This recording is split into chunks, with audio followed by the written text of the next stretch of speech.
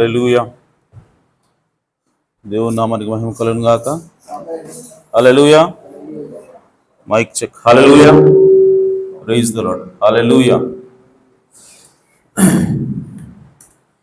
మంచిది. అలాగే నిలబడి ఉండగా పరిశుద్ధ గ్రంథం నుంచి వాక్యం చదువుకుందాం.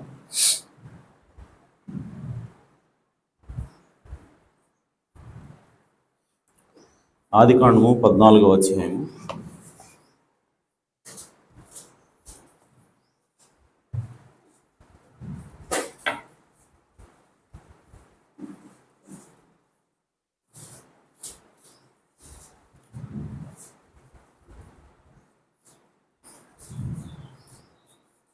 పద్దెనిమిది నుంచి 20 వచనం చదువుకుందాం.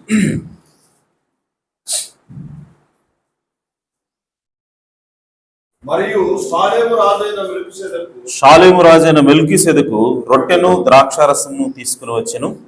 అతడు సర్వోన్నతుడు దేవునికి యాజకుడు. అప్పుడు అతడు అబ్రాహామును ఆశీర్వదించి, ఆకాశమునకును భూమికిని సృష్టికర్తయును సర్వోన్నతుడునైన దేవుని వలన అబ్రహాము ఆశీర్వించబడుగాక అనియు, నీ శత్రువులను నీ చేతికి అప్పగించిన సర్వోన్నతుడు దేవుడు స్తుతించబడునుగాక అనియు చెప్పాను. అప్పుడు అతడు అన్నిటిలో ఇతనికి 10వ వంతు ఇచ్చెను. దేవుడు తన వాక్యమునకు తన ఆశీస్సులు జోడు చేయను గాక. తలలోంచి చిన్న ప్రార్థన చేసుకున్నాం. జీవాధిపతి, జీవము కలిగిన దేవ, ఈ ఘననామమునకు స్తుతులు స్తోత్రం చెల్లిస్తున్నాం. ఈ ఉదయకాల సమయంలో మీ బిడ్డలు తండ్రి పాటల ద్వారా మీ నామాన్ని స్తుతించి ఉండగా, ప్రభువా మీరు మా మధ్య ఉన్నారో మేము నమ్ముచున్నాం తండ్రి. అయా, చదువుకున్న వాక్య భాగం నుంచి మీరే మాతో మాట్లాడండి. ఒక మనుష్యుడు మాట్లాడితే ఎలాంటి ప్రయోజనం లేదు ప్రభువా. ఇక్కడ నిలబడి నేను కేవలం నిమిత్త మాత్రుని ప్రభువా. అయా నా తండ్రి, మీ వాక్యము చూచుటకైనను తాకుటకైను యోగ్యుని కాను ప్రభువా. అన్నప్పటికీ కేవలం మీ కృప ద్వారానే ఇక్కడ నిలబడి ఉన్నాను ప్రభువా. మీరు రంగం మీదకి రండి అయా నా తండ్రి. చదువుకున్న వాక్య భాగంలో నుంచి మా అందరితో మాట్లాడండి ప్రభువా. అయా మమ్మల్ని ఆశీర్వదించండి ప్రభువా. అయా ఎత్తబడే విశ్వాసంలోకి మమ్మల్ని తీసుకుని వెళ్ళమని ప్రార్థిస్తున్నాను. మా శరీరాలు మార్పు చెందించే విశ్వాసంలోకి మమ్మల్ని తీసుకుని వెళ్ళమని ప్రార్థిస్తున్నాను. సంఘమంతటికి కూడా పరిశుద్ధాత్మ బాప్తిసం దయచేయమని, అయా మీ కృప తోడుగా ఉంచమని, అలాగే నా తండ్రి ఈ సమయంలో మీరు ఏదైతే మాట్లాడుతున్నారో దానిని ప్రభువా గ్రహించగలిగేటువంటి మనస్సును ప్రభువా, వినగలిగేటువంటి చెవులను మాకు దయచేయమని మా ప్రభువును రక్షకుడునైనా యేసుక్రీస్తు నామములో ప్రార్థించాడు వేడుకుంటున్నాను పరమ తండ్రి. ఆమేన్. ఆమేన్. కూర్చోవచ్చు. దేవుని నామానికి మహిమ కలుగును గాక. ఆమేన్. చాలా సంతోషం. మరి ఈ రోజు నుంచి 9:30కే మరి మీరందరూ కూడుకోవాలని చెప్పాను. మరి ఎంతమంది 9:30కే వచ్చారు? చేతులు ఎత్తారా? 1, 2, వెరీ గుడ్, 3. దేవుడు మిమ్మల్ని దీవించింది గాక. 10 నిమిషాలు లేటుగా వచ్చిన వాళ్ళు ఓకే. పావు గంట లేటుగా వచ్చిన వాళ్ళు ఓకే. 20 నిమిషాలు లేటుగా వచ్చిన వాళ్ళు, 30 నిమిషాలు లేటుగా వచ్చినాడు, అంటే 10 గంటలకు వచ్చినాడు. సో ఈసారి నుంచి మరి త్వరగా రండి. త్వరగా అంటే టైంకి 9:30 ఇక్కడ ఉండాలి. సో దట్ మనం దేవుడి క్రమాన్ని పాటిస్తున్నాం కాబట్టి దేవుడు రంగం మీదకి వస్తాడు. హల్లెలూయా. సో మనం చేసేదంతా కూడా దేవుడి కోసమే కాబట్టి మరి ఆయన రావాలంటే ఆయన మాట చొప్పున మనం చేస్తే ఆయన మనం గౌరవించినట్టు కాబట్టి సో ఖచ్చితంగా దేవుడు వచ్చి తీరాల్సిందే. ఆమేన్. కాబట్టి 9:30కి రండి. మరి ఇక్కడ కేవలం 2 లేదా 3 పాటలు పాడబడతాయి. ఆ తర్వాత వాక్యంలోకి వెళ్తాం. కాబట్టి ఆ విషయాన్ని గమనించవలసిందిగా ప్రభు బిడ్డ మనం చేస్తాను. అలాగే మరి ప్రకటన విషయాలకు వచ్చేసరికి రేపు సోమవారం మరి నర్సరావుపేట వెళ్ళే పని ఉంది. సో పురుషులందరూ కూడా మరి దానికి సిద్ధపడి ఉండవలసిందిగా ప్రభు బిడ్డ మనం చేస్తున్నాను. మరి ఉదయం 9 గంటలకల్లా ఇక్కడ బయలుదేరదాం. 10 గంటలకల్లా ఇక్కడ బయలుదేరదాం. సో దట్ అక్కడికి వెళ్ళి మనం ఆ పని చూసుకోవడానికి అవకాశం ఉంటుంది. 10 గంటలకల్లా మరి చర్చి దగ్గరికి మనం అందరం కూడా వస్తే ఇక్కడ నుంచి కలిసి బయలుదేరదాం. ఓకే. అలాగే మరి ఆధార్ కార్డు జిరాక్స్, ఫొటోస్ తీసుకుని రండి. సో పాస్పోర్ట్ ఫోటోలు తీసుకుని వస్తే సరిపోదు, 2-3 తీసుకోండి. అలాగే ఇంటి పన్ను రసీదు ఎవరి దగ్గర ఉంటే అది కూడా తీసుకునండి. మరి జోసు బాబాయ్కి ఉందని చెప్పాడు, మరి దొరికిందో లేదో తెలియదు. దొరికిందా బాబాయ్? So okay. ఎవరన్నా సరే మీ దగ్గర ఇంటి పన్ను రసీదు ఉంటే ఒకళ్ళు కావాలి మనకి. సో అది తీసుకుని రండి. సో అది రేపు దీనికి సంబంధించింది, నష్టపడి ప్రయాణానికి సంబంధించింది. అలాగే రెండవదిగా మరి రేపు సాయంత్రం 7 గంటలకి వీధి సువార్త ఉంటుంది. మరి అది మన పాత ఊర్లో మైలావారి బజార్లో ఉంటుంది. ఆ మాట చెప్పకూడదు మనం, అందుకోసం. కాబట్టి ఇంకో విషయం ఏంటంటే, సో వీటికి మనం కూలింగ్స్ కూడా ఇచ్చుకోవాలి. అంటే మన గ్రామాన్ని ఏరియా వైజ్గా డివైడ్ చేసి మనమే పేర్లు పెట్టుకోవాలి. ఇక నుంచి కులాల పేర్లు వాడకూడదు. సో ఎందుకంటే క్రైస్తవులుగా మనం కులాన్ని నమ్మట్లేదు, క్రైస్తవులకు కులం లేదు. కాబట్టి వాళ్ళు ఎవరు అన్నిలు పిలుస్తారు. ఆ విధంగా మనం అట్లా పిలవకుండా ఉండాలంటే మనకు కొన్ని పేర్లు కావాలి. సో దాన్ని కూడా మనం చేద్దాం. సో ఊరంతటిని కూడా పేర్లుగా, అంటే ఒక్కొక్క ఏరియాని ఒక్కొక్క ఏరియా, కృష్ణానగర్ అని, ఎన్టీఆర్ నగర్ అని పిలుస్తారు కదా, అలాగా మనం సొంతగా పేర్లు పెడదాం. పేర్లు పెట్టి మనకు ఒక కోడ్ లాంగ్వేజ్ ఉండాలి. ఓకే, సో ఆ విధంగా మనం చేద్దాం. సో దట్ అది దేవునికి గంతగా ఉంటుంది. సో అది మరి రేపు కూటానికి సంబంధించింది. సాయంత్రం 7 గంటలకి కూటం ప్రారంభమవుతుంది. కాబట్టి ఆ విషయాన్ని గమనించి మరి సిద్ధపడవలసిందిగా ప్రభుపేట మనం చేస్తాం. ఆమేన్. రైట్, మంచిది. మరి వాక్యంలోకి వెళ్దాం. చదువుకున్న వాక్య భాగం నుంచి ఈ ఉదయకాల సమయంలో చిన్న అంశము, అదేంటంటే బుధవారం. ఓకే, ఇంకొకటి, బుధవారం మనకి ఒక సో ఇది మార్చి నెల కదా, మార్చి నెల 12వ తారీఖు బుధవారం వచ్చింది.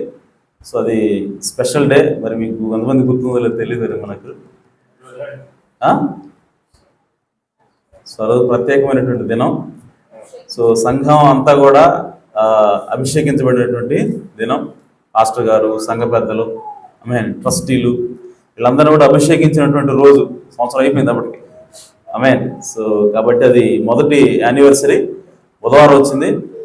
మరి ఆ రోజు ఏదైనా ప్రత్యేకమైనటువంటి భోజన కార్యక్రమాలు ఏర్పాటు చేయాలని మరి పాస్టర్ గారు చెప్పారు. సో దానికి నేను ఓకే చెప్పాను. ఆల్రెడీ స్త్రీలతో కలిసి ప్లాన్ చేస్తూ ఉంది. సో దానికి మనం చూద్దాం, ప్రార్థన అయిపోయిన తర్వాత దాని గురించి మాట్లాడదాం. ఓకే, నైట్ కొట్టే భోజనం బుధవారం. సో రాత్రికి భోజనాలు ఏర్పాటు చేయాలని ఒక ఆలోచన. ఓకే, బుధవారం రాత్రి. ఓకే, సో దాన్ని కూడా జ్ఞాపకంలో పెట్టుకోండి. సరే, మంచిది. చదువుకున్న వాక్య భాగం నుంచి ఈ ఉదయకాల సమయంలో చిన్న అంశము, అదేంటంటే పానార్పణము, డ్రింక్ ఆఫరింగ్. హల్లెలూయా. ఏంటది? పాన అర్పణం. ఆమేన్. సో దాని గురించి మరి ఉదయకాల సమయంలో మాట్లాడాలనుకుంటున్నాను. మరి మనకందరికీ తెలుసు, గత కొన్ని వారాలుగా మనం రూతు మీద మనం మాట్లాడుతున్నాం, రూతు గ్రంథం మీద మనం మాట్లాడుకుంటా ఉన్నాం. సో రూతు యొక్క ప్రయాణం ఏదైతే ఉందో, ఆ ప్రయాణంలో 4 దశలు ఉన్నాయి. ఓకే, మొదటి దశ ఏంటి అంటే రూతు నిర్ణయం తీసుకుంది. రెండవ దశ ఏంటి అని అంటే రూతు పనిచేస్తూ ఉంది. ఆమేన్. మూడో దశ ఏంటి అని అంటే రూతు విశ్రాంతి తీసుకుంటా ఉంది. 4వ దశ ఏంటి అని అంటే రూతుకి బహుమతి ఇవ్వబడింది.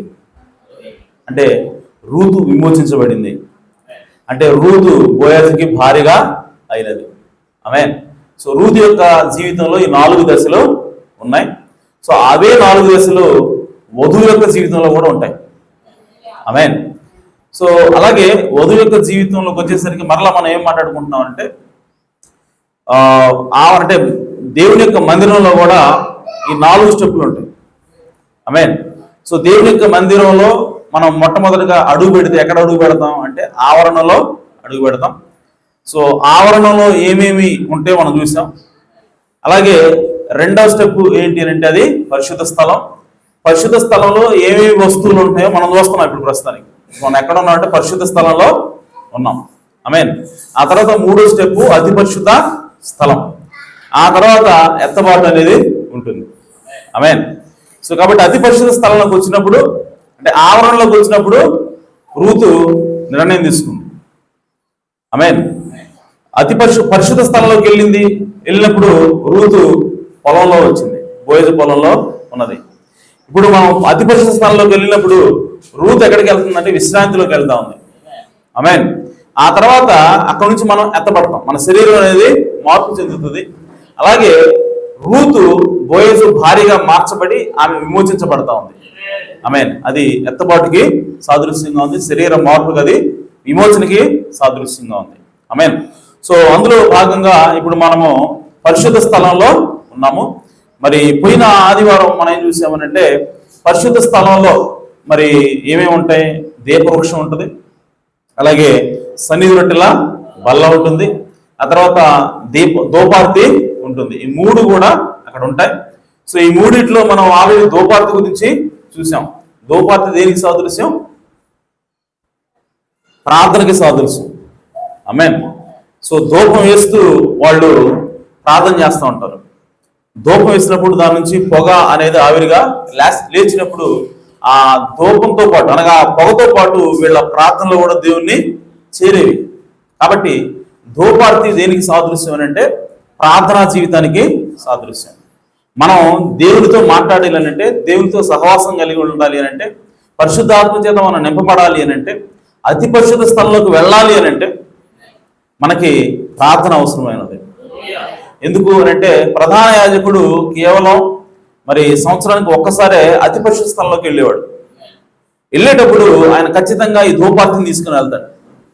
ధూపార్తిని తీసుకొని యెహోవా పరిశుద్ధుడు పరిశుద్ధుడు పరిశుద్ధుడు అని చెప్పి అనుకుంటూ అతను ఎంతో భయభక్తులతోటి వణుకుతోటి ఆ అతి పరిశుద్ధ స్థలంలోకి ప్రవేశిస్తూ ఆయన చేతిలో ఒక పాత్ర, ఆ పాత్రలో గొర్రెపిల్ల రక్తాన్ని తీసుకుని ఆయన ఆ విధంగా ఒక చేతిలో ధూపవంతం పట్టుకొని ఆ విధంగా ధూపం వేసుకుంటూ దేవుడు రక్తాన్ని అంటే పాప పరిహారాన్ని బలి రక్తాన్ని చేతిలో పట్టుకొని ఆ విధంగా వెళ్తూ ఉంటాడు. దాని అర్థం ఏంటంటే మనం కూడా అతి పరిశుద్ధ స్థలంలోకి పోవాలి అని అంటే ఆమేన్ అనగా దేవుడు ఉండేటువంటి స్థలంలో మనం నివాసం చేయాలి అని అంటే మనకి కావాల్సింది ఏంటి అని అంటే ప్రార్థన ఉన్నది.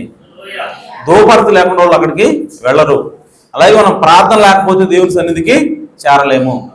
సో మన ప్రార్థనలో దేవుని సన్నిధికి చేరాలి. లేదంటే మన యొక్క విజ్ఞాపన దేవుని సన్నిధికి చేరాలి అంటే మనం ఏదైతే దేవుని అడగాలనుకుంటున్నామో అది దేవుని సన్నిధికి చేరాలి అంటే అది కేవలం ప్రార్థన ద్వారానే వెళుతుంది. ఆమేన్. కొర్నేలి అతడు భక్తిపరుడై ఉన్నాడు కాబట్టి అతని యొక్క విజ్ఞాపనలన్నీ కూడా దేవుని సన్నిధికి చేరాయి. అంటే ప్రార్థన ఏం చేస్తా ఉంది అని అంటే కొర్నేలిని దేవుని సన్నిధికి తీసుకెళ్ళే అందుకోసమే దేవుని దూత ఆయన దగ్గరికి దిగి వచ్చింది. ఆమేన్. అలాగే ఈరోజు కూడా మరి దేవుని యొక్క దూతలు దిగి రావాలి, అద్భుతాలు ఆశ్చర్యకార్యాలు జరగాలి అని అంటే మన జీవితంలో కూడా ప్రార్థన అనేది చాలా అవసరమైనది. ఆమేన్. సో అది ధూపార్తి గురించి మీనింగ్. ఓకే. ఆ తర్వాత మనము దీపవృక్షాన్ని చూసాం. దీపవృక్షం అనగా ఏమిటి అని అంటే 7 సంఘకాలాలకి పంపబడినటువంటి 7 దూతలు. సో వారి యొక్క వర్తమానమే ఈ దీప వృక్షమైనది. ఆమేన్. సో ఆ వెలుగు ఏమిటి అని అంటే అది 7 దూతల వాక్యమైనది, వర్తమానమైనది. ఆమేన్. సో పరిశుద్ధ స్థలంలో పనిచేస్తా ఉన్నప్పుడు వధువుగా మనం పరిశుద్ధ స్థలంలో ఉన్నప్పుడు ఆమేన్. సో మనకి ఏం అవసరం అని అంటే 7 సంఘకాలాల వర్తమానం అవసరమైనది, 7 ముద్దుల ప్రత్యక్షత మనకి అవసరమైనది. కాబట్టి ప్రియ సహోదరి సోదరులారా మనము పరిశుద్ధ స్థలాన్ని దాటి అతి పరిశుద్ధ స్థలంలోకి వెళ్ళాలి అంటే ఖచ్చితంగా ఈ 7 సంఘకాలాల్లో ఉన్నటువంటి వర్తమానం మనకి అవసరమైనది. ఆమేన్. అలాగే ఆ గడియ వర్తమానికుడు ఎవరైతే ఉన్నారో ఆ గడియ వర్తమానికుడి యొక్క వర్తమానం మనకి అవసరమైనది. ఆ వర్తమానం మనల్ని ఏం చేస్తూ ఉంటుందంటే పరిశుద్ధ స్థలంలో నుంచి మనల్ని అతి పరిశుద్ధ స్థలంలోకి వెళ్ళడానికి మనకు అది ఉపయోగపడుతూ ఉంటుంది. ఆమేన్. అది ఎప్పుడు కూడా మనల్ని బలపరుస్తూ ఉంటుంది. కాబట్టి ఆ దీపవృక్షము దేన్ని సూచిస్తా ఉందనంటే ఆ 7 సంఘకాలాల వర్తమానికుల వర్తమానం అన్నది సూచిస్తా ఉంది. అలాగే మరి పోయిన ఆదివారం మనం దేని గురించి మాట్లాడుకున్నాం అంటే సన్నిధి రొట్టెల బల్ల గురించి మాట్లాడుకున్నాం. ఆమేన్. సో సన్నిధి రొట్టెల బల్ల మరి దాని మీద ఉండేటువంటి రొట్టెలు ఏమిటి అని అంటే అది క్రీస్తు శరీరమైనది అనగా సంఘమైనది. ఆమేన్. ఆ రొట్టెలు ఎన్ని ఉన్నాయి అని అంటే 12 ఉన్నాయి. ఆమేన్. అనగా అది ఆరాధనకి సాదృశ్యమైనది. సో ఆ 12 రొట్టెలు మరి ఎన్ని వరుసల్లో పెట్టబడి ఉన్నాయి అని అంటే 2 వరుసల్లో పెట్టబడి ఉన్నాయి. ఆమేన్. అనగా ఈ దేవుని యొక్క సంఘంలో, సార్వత్రిక సంఘంలో, ప్రపంచ వ్యాప్తంగా ఉన్నటువంటి దేవుని సంఘంలో మరి ఇద్దరు కూడా ఉంటారు. ఎవరంటే యూదులు ఉంటారు, అలాగే అన్యులు ఉంటారు. ఆమేన్. సో కేవలం యూదుల సంఘం అయితే కేవలం యూదులు మాత్రమే ఉండేవాళ్ళు అంతకుముందు. కానీ యేసుక్రీస్తు యొక్క శిలువ ద్వారా ఆమేన్. సో ఇప్పుడు ఆయన శరీరంలోకి అందరూ కూడా పాలుపోగలుస్తున్నారు. అటు యూదులు వస్తా ఉన్నారు, ఇటు అన్యులు కూడా వస్తా ఉన్నారు. అందుకోసమే యేసుక్రీస్తు యొక్క శరీరము రెండు జనాంగాల కలయిక అయినది. ఆమేన్. అందుకోసం అది రెండు వరుసల్లో పేర్చబడి ఉన్నది. అలాగే ఒక్కొక్క వరుసకి ఎన్ని రొట్టెలు పెట్టబడ్డాయి అంటే 6 రొట్టెలు పెట్టబడ్డాయి. ఆమేన్. సో 6 రొట్టెలు 6 అనేది అది మనిషిని సంఖ్య అయినది. ఆమేన్. సో మనందరం కూడా మరి ఇది మనుషులకు సంబంధించింది. ఆమేన్. మనుషులు ఆరాధన చేస్తా ఉన్నారు. మనుషులు ఇక్కడ మరి దేవుని యొక్క సంఘముగా వాళ్ళు ఉన్నారు కాబట్టి ఓకే. సో మనుషులు సూచిస్తా ఉంది, ఆ మనుషులు సంఘంగా ఉన్నారని చూపిస్తా ఉంది, ఆ మనుషులు 2 గుంపులకు చెందిన వారని చూపిస్తా ఉంది. అలాగే మన ఆ బల్లను చూసుకున్నట్లయితే బల్ల దేంతో తయారు చేయబడింది అంటే అది తుమ్మకర్రతోటి తయారు చేయబడింది. సో తుమ్మకర్ర, కర్ర అనగా అది ఒక చెట్టు అన్నది. చెట్టు అనగా మానవ స్వభావమైనది. చెట్టు అనగా మనుషులే ఉన్నారు. ఆమేన్. మనిషి ఉన్నాడు. ఆ మనిషికి అనగా కర్రకి ఇప్పుడు ఏం చుట్టబడింది అంటే బంగారు తాపడము చేయబడింది. అనగా బంగారం అనగా దైవత్వమైనది. ఆమేన్. చూడటానికి మనిషి కానీ దైవత్వం చేత నింపబడ్డాడు. ఆమేన్. సో కాబట్టి అది దేన్ని సూచిస్తా ఉందంటే యేసుక్రీస్తుని సూచిస్తా ఉంది. యేసుక్రీస్తు పరిపూర్ణ మనిషి ఉన్నాడు, పరిపూర్ణ దేవుడే ఉన్నాడు. హల్లెలూయా. సో అలాగే ఆ బల్ల తయారు చేసినటువంటి విధానం చూస్తే దానికి చుట్టూ కూడా ఒక జవను అల్లారు. అంటే ఒక కిరీటం అని వచ్చిందని ఇంగ్లీష్లో కిరీటం రాస్తుంది. ఓకే, ఒక కిరీటం చేశారు. మళ్ళీ దానిపైన ఒక బెత్తడి మందంతో బద్దని తయారు చేశారు. మళ్ళీ ఆ బద్ద మీద మరలా కిరీటాన్ని అల్లారు. అంటే కిరీటము, దానిపైన బెత్తడు, బద్ద, దానిపైన మళ్ళా కిరీటం. అంటే ఎన్ని కిరీటాలు ఉన్నాయి ఇక్కడ అంటే 2 కిరీటాలు ఉన్నాయి. ఆమేన్. కిరీటం అనగా రాజు అయి ఉన్నాడు. ఆమేన్. ఇక్కడ 2 కిరీటాలు అంటే 2 రాజులు. ఈ బల్ల యేసుక్రీస్తు. ఆమేన్. ఆల్రెడీ చూసాం. ఈయన 2 రాజులుగా ఉంటాడు. ఆమేన్. ఏంట రాజులు అంటే ఆయన నీతికి రాజు అన్నాడు, సమాధానానికి రాజు అన్నాడు. హల్లెలూయా. ఆయన ఎవరంటే మెల్కీసెదెకు అన్నాడు. హల్లెలూయా. సో యేసుక్రీస్తు నిజంగా ఏ క్రమం ప్రకారం ఆయన యాజకుడు అయి ఉన్నాడు అంటే మెల్కీసెదెకు క్రమం ప్రకారం యాజకుడు అయి ఉన్నాడు. ఆమేన్. సో అందుకోసమే ఆయన రాజు అయి ఉన్నాడు, యాజకుడు అయి ఉన్నాడు. యేసుక్రీస్తు ఎవరంటే రాజు, యాజకుడు. హల్లెలూయా. సో కాబట్టి అంతకుముందు యాజకులు ఎవరంటే కేవలం లేవీలు మాత్రమే. రాజులు ఎవరు అంటే యోధా గోత్రం ఉండేవాళ్ళు మాత్రమే. ఆమేన్. కానీ యేసుక్రీస్తు యొక్క విషయానికి వచ్చేసరికి దేవుడు ఆ రెండింటిని కూడా కలిపేశాడు. ఆమేన్. యేసుక్రీస్తు యోధా గోత్రంలో జన్మించాడు. ఆమేన్. లేవీ గోత్రానికి సంబంధించినటువంటి యాజకత్వాన్ని చేస్తా ఉన్నాడు. హల్లెలూయా. కాబట్టి మరి ఆది కాండంలో ఇప్పుడు మనం చదువుకున్నటువంటి ఆ మెల్కీసెదెకు ఎవరు అని అంటే ఆయన ఎవరికి సాదృశ్యం అంటే యేసుక్రీస్తుకి ముందు పోలిక అన్నాడు ఆయన. ఆమేన్. ఆయన షాలేము రాజు అన్నాడు. కానీ అలాగే ఇంకేం రాబడింది, ఆయన సర్వోన్నతుడి దేవుని యాజకుడై ఉన్నాడు. మెల్కీసెదెకు గురించి ఏముంది అక్కడ 18వ వచనం. మరియు షాలేము రాజు అయిన మెల్కీసెదెకు. ఇతను ఎవరు? మెల్కీసెదెకు షాలేము అనే పట్టణానికి రాజు అయి ఉన్నాడు. ఆమేన్. మెల్కీసెదెకు రొట్టెను ద్రాక్షారసంను తీసుకుని వచ్చును. అలాగే అతడు సర్వోన్నతుడు దేవునికి యాజకుడు. ఈ మెల్కీసెదెకు అతను షాలేము పట్టణానికి రాజు అయి ఉన్నాడు, అలాగే సర్వోన్నతుడు దేవునికి యాజకుడు అయి ఉన్నాడు. 2. ఆమేన్. కాబట్టి మెల్కీసెదెకు అంటే అటు రాజు, ఇటు యాజకుడు అయి ఉన్నాడు. ఆమేన్. అలాగే యేసుక్రీస్తు కూడా రాజు అయి ఉన్నాడు, యాజకుడు అయి ఉన్నాడు. ఎందుకంటే యోధా గోత్రంలో ఒక దండం ఉంటుంది. ఆ దండం యోధా గోత్రం విడిచిపోదు. ఆమేన్. సో యోధా గోత్రంలోనే ఆ రాజరికం అనేది ఉంటుంది అని చెప్పి బైబిల్లో స్పష్టంగా ప్రవచించబడింది. ఆమేన్. ఆ రాజదండం ఎవరు అంటే ప్రభు యేసుక్రీస్తు అన్నాడు. ఆ జ్ఞానులు యేసుక్రీస్తుని చూడటానికి వచ్చినప్పుడు వాళ్ళు ఏమన్నారు? యూదుల రాజుగా పుట్టినవాడు ఎక్కడున్నాడు? ఆమేన్. మేము ఆయన నక్షత్రాన్ని చూచి ఆయనను ఆరాధించడానికి వచ్చాం అంటే యేసుక్రీస్తు పుట్టుక ఒక రాజుగా ఆయన పుడతా ఉన్నాడు. హల్లెలూయా. అలాగే ఈ సోదరి సోదర పౌలు గారు ఏమంటాడంటే ఆయన మనకి దేవునికి మధ్యవర్తి అయి ఉన్నాడు. ఆయన నిరంతరము మెల్కీసెదెకు యాజక క్రమం తప్ప ఆయన యాజకుడై ఉన్నాడని పౌలు గారు చెప్తా ఉన్నాడు. ఆమేన్. కాబట్టి ఒక రాజు యాజకుడిగా ఉండేటువంటి వ్యక్తి ఎవరు అంటే ఆయన కేవలం మెల్కీసెదెకు మాత్రమే. ఆమేన్. ఆయన యేసు ప్రభువు ఉన్నాడు. అలాగే మీరు గమనిస్తే ఒక రాజు యాజకత్వాన్ని చేయొచ్చు అని యాక్చువల్గా పాత నిబంధనలో అటువంటి సూచన కానీ అటువంటి నిబంధన కానీ ఎక్కడ కూడా లేదు. ఆమేన్. సో యాజకత్వం ఎవరు చేయాలి? లేవీయులు చేయాలి. రాజరికం ఎవరు చేయాలి అని అంటే యూదులు చేయాలి. యోధాగోత్రంలోంచి రాజు రావాలా. అయితే ఈ సోదరి సోదరా, ఈ దావీదు ఉన్న సమయంలో దావీదు మరి అక్కడికి పారిపోయి ఆ సౌలు రాజు నుంచి పారిపోయి వెళ్తా ఉన్నప్పుడు, ఆకలితో ఉన్నప్పుడు ఆయన ఎక్కడికి వెళ్ళాడంటే దేవాలయానికి వెళ్ళాడు. అక్కడికి వెళ్ళి ఆ యాజకుడిని అడుగుతూ ఉన్నాడు, తినడానికి ఏమైనా ఉన్నాయా అని చెప్పి. సో అన్నప్పుడు ఆయన ఏం చేశాడంటే, కేవలం యాజకులు మాత్రమే తినగలిగేటువంటి రొట్టెలు ఉన్నాయి, ఇంక వేరు ఏమీ లేవు అన్నప్పుడు, సరే నాకు ఇవ్వు అని చెప్పి ఆయన చెప్పాడు. తీసుకున్నాడు. ఆయన అంటే కదా పక్కన వాళ్ళు కూడా ఇచ్చాడు. ఆమేన్. కానీ అవి ఎవరు తినాలి? యాజకులు మాత్రమే తినాలి. కానీ దావీదు తింటా ఉన్నాడు. వాటిని దావీదు తిన్నా కానీ దావీదుకి ఏమీ కాలేదు. దానికి కారణం ఏంటి? యేసు కూడా విధి కోసం అడిగాడు. యూదులు వాళ్ళు అడిగారు, ఏందయ్యా మీరు మీ వాళ్ళు కంకులు తీసుకొని తింటున్నారు, మరి సబ్బాతు దినాన్ని ఆచరించట్లేదు అని చెప్పి క్వశ్చన్ అడిగినప్పుడు, సబ్బాతు దినానికి నేను ప్రభువునై ఉన్నాను. ఆమేన్ అన్నప్పుడు నువ్వేంటి అసలు అట్ట మాట్లాడుతున్నాయింది అని చెప్పి అంటే, ఆయన వాళ్ళకి సమాధానం చెప్పడానికి ఆయన ఏమన్నాడంటే, సరే దావీదు ఎవరు అంటే యాజకులు మాత్రమే తినగలిగేటువంటి రొట్టెల్ని దావీదు తిన్నాడు. తిన్నా కానీ అతనికి ఏమీ కాలేదు. ఎందుకు కాలేదు, అసలు ఎందుకు తిన్నాడు అని చెప్పి అడిగాడు. దానికి సమాధానం చెప్పండి అని చెప్పి అన్నాడు ఆయన. వాళ్ళు ఎవరు ఆన్సర్ లేదు. ఆమేన్.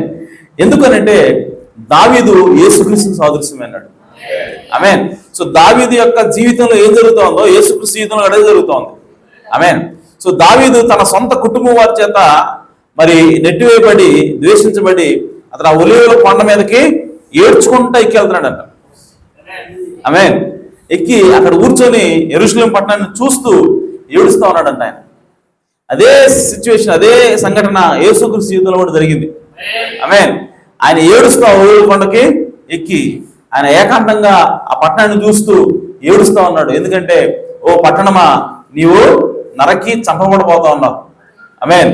సో ఆ రాజు ఎవరైతే ఉన్నాడో ఆ రాజు వచ్చినప్పుడు ఆయన ఏ విధంగా వధ చేస్తాడని చెప్పి ఆ యెరూషలేము చూసినప్పుడు ఆ యేసు ప్రభువు ఆ దృశ్యాన్ని చూసి ఆయన ముందు తెలుసు కాబట్టి ఆ యెరూషలేము పట్టణం మీద ఆయన ఏడుస్తూ ఉన్నాడు, జాలి చూపిస్తూ ఉన్నాడు. ఆమేన్. అలాగే దావీదు జీవితంలో ఏది తీసుకున్నా సరే అది యేసుక్రీస్తు జీవితంలో నెరవేరుతా ఉంది. అలాగే దావీదు రాజు అయి ఉండి యాజకుని యొక్క రొట్టెలు తిన్నట్లుగా ఇప్పుడు యేసుక్రీస్తు రాజుగా ఉండి ఆయన యాజకుడై ఉన్నాడు. ఆమేన్. కాబట్టి 2 కిరీటాలు చేయబడ్డాయి. ఆ 2 కిరీటాలు దేన్ని సూచిస్తా ఉన్నాయంటే యేసుక్రీస్తు మెల్కీసెదెకు ఉన్నాడు. ఆమేన్. అలాగే 2 కిరీటాల మధ్యలో ఏం పెట్టబడింది అంటే బెత్తెడు బద్ద చేయబడింది. అంటే దాని అర్థం బెత్తెడు మనిషిని యొక్క ఆయుష్ అయినది. ఆమేన్. సో బైబిల్లో వారి కీర్తనలో రాయబడింది, బెత్తెడు ఆయుష్ నాకు ఇచ్చావు అని చెప్పి అన్నాడు. ఆమేన్. దావీదు ఏమన్నాడు? ఎంత ఇచ్చాడు ఆయుష్? బెత్తెడు ఆయుష్ నాకు ఇచ్చావు. ఆమేన్. సో కాబట్టి ఆ బెత్తెడు ఆయుష్ అనేది ఒకనొక దినాన పోయేదే. సో దానికి ఒక ముగింపు ఉన్నది. కాబట్టి ఆ ముగింపు ఉన్నటువంటి ఆ జీవము మనం కాపాడాలని అంటే ఈ మెల్కీసెదెకు రాజు మధ్యలో మనం పెట్టబడాలి. హల్లెలూయా. సో మెల్కీసెదెకులో మన యొక్క ప్రాణం దాచబడినప్పుడు ఆయన ఏ విధంగా నిరంతరం జీవిస్తా ఉన్నాడో మనం కూడా నిరంతరం జీవించే వాళ్ళంగా ఉంటాం. ఆమేన్. కాబట్టి ఆ 2 కిరీటాలకి అలాగే బెత్తెడు దానికి అర్థం ఏంటంటే ఆ విధంగా యేసుక్రీస్తులో మన జీవం అనేది దాచబడినప్పుడు అది నిత్య జీవంగా మార్చబడతా ఉంది. ఆమేన్. సో కాబట్టి ప్రియ సహోదరి సహోదరులారా, ఈరోజు పోయినసారి అది చూసాం మనం. అయితే ఈ రోజు మనం ఏం చూడాలంటే కేవలం ఆ సన్నిధి రొట్టెల బల్ల మీద రొట్టెలే ఉన్నాయా, ఇంకేమైనా ఉన్నాయా? ఆమేన్. ఇంకో విషయం ఏంటి? రొట్టెల బల్ల మీద ఆ రొట్టెలు అనేవి ప్రతి వారం కూడా మార్చబడతా ఉన్నాయి. ఆమేన్. వారానికి ఒకసారి అవి మార్చబడతా ఉన్నాయి, ఇంకో కొత్త రొట్టెలు వస్తూ ఉన్నాయి. అంటే దాని అర్థం ఏంటంటే ఒక్కొక్క వారం ఒక్కొక్క సంఘకాలానికి సాదృశ్యంగా ఉంది. ఆమేన్. సో సంఘకాలం అయిపోయిన తర్వాత వర్తమానం కూడా చేంజ్ అవుతూ ఉంటుంది. కాబట్టి ప్రత్యక్షత అనేది చేంజ్ అవుతూ ఉంటుంది. కాబట్టి సో ఒక్కొక్క కాలానికి ఒక్కొక్క వర్తమానం అని చెప్పి మన ప్రవక్త చెప్పింది ఖచ్చితంగా బైబిల్లో ఉన్నది. ఆమేన్. సో బైబిల్ నుంచి బయట ఎక్కడ చెప్పలేదు ఆయన. ప్రతి సంఘకాలానికి కూడా ఒక వాక్యము ఒక వర్తమానం అనేది దేవుడు వస్తా ఉన్నాడు. ఆమేన్.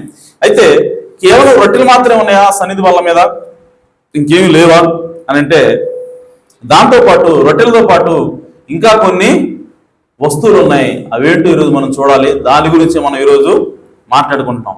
ఆమేన్. ఒక్కసారి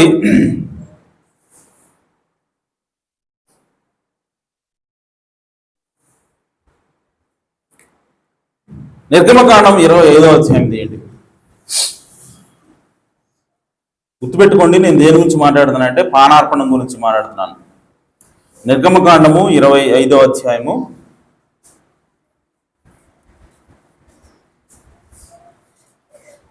29.